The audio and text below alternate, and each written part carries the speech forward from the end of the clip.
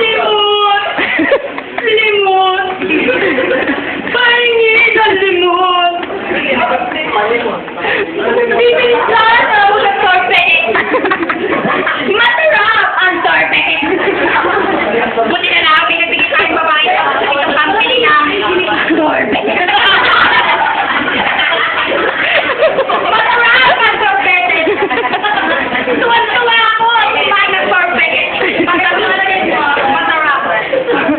Tinanong ko ang babae kung may asawa siya. Ang sabi niya, wala. Ang ibig sabihin, siya ay single.